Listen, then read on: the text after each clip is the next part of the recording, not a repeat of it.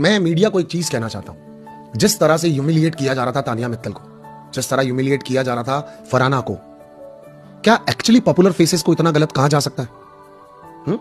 या big boss ने भी इनको टॉप 6 टॉप 5 की जिस लड़ाई में अंधे हो रहे हैं सारे के सारे घर वाले अंदर बैठे हुए, उनको कितने बुरे तरीके से कीमत चुकानी पड़ रही है अपनी बेइज्जतियों की, कितनी बुरे तरीके से उनकी इंसल्ट हो रही है। आपको पता है सक्सेस की कीमत बिग बॉस जैसे घर के अंदर आपको डे 1 से चुकानी होती है। I really feel very bad for Farhana and Tania. The way few of questions are pick up from the media, put up from the media. I don't understand कि क्या आप इतनी बदतमीज हैं या घर से भी थी? फेक साड़ियां, फेक बातें, फेक काम, फेक हरकतें। आप भी तो लोग जज नहीं कर पाए कि गौरव सच्चा है या झूठा है। कहां कर पाए आप लोग? आप कहां जज कर पाए कि बशीर और नेहल का रिश्ता सच्चा था या झूठा था? कहां जज कर पाए कि अभिषेक और अशनूर सच्चे थे या झूठे थे? कहां जज कर पाए कि अशनूर सच में ऐसी थी या नहीं थी?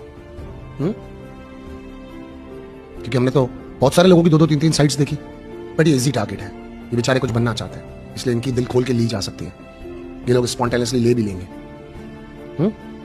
कैसे तानिया ने कहा एक दिन आसान नहीं रहा है मेरा इस घर के अंदर जब से मैं आई हूं। इसीलिए फरहाना बट अपने पेरेंट्स को कह रही थी जाते टाइम कि मम्मी प्लीज मुझे यहां से ले जाओ, मुझे डर लगता है, मैं नहीं रहना चाहती अब यहाँ पे। एक अपना हमदर्द दिखाना तो फटके हाथ में आ गई थी इन लोगों की। They are survivors. ये एक्चुअल हीरोज हैं जिन्होंने बहुत सारी चीजों का सामना किया है कुछ गलत शब्दों की वजह से। And same thing goes to Gaurav also, कि गौरव ऐसा है या नहीं है। पैसों से बहुत ज्यादा बड़ी सफाई देनी पड़ी है उसको कि गौरव ऐसा है या नहीं है। बिकॉज एनी वन एरा गैरा नथु खेरा can come to Gaurav and ask him कि तू रियल है या फेक है। 20 ईयर्स ऑफ करियर एक आदमी के स्पेंड करने के बाद, आप सोचो रिटायरमेंट का टाइम होता है लगभग कई फील्ड्स में, और वहां पर आपको एक आ जाए कि आपने अपनी नौकरी ढंग से नहीं की या आप गद्दार हो अपने काम को लेकर के, कैसी फीलिंग आती होगी सामने वाले को? मैं ऐसा हूं, नहीं समझ आ रहा हूं, बाहर निकाल दो। मैं ऐसा हूं, रखना है रखो, बाहर निकाल दो।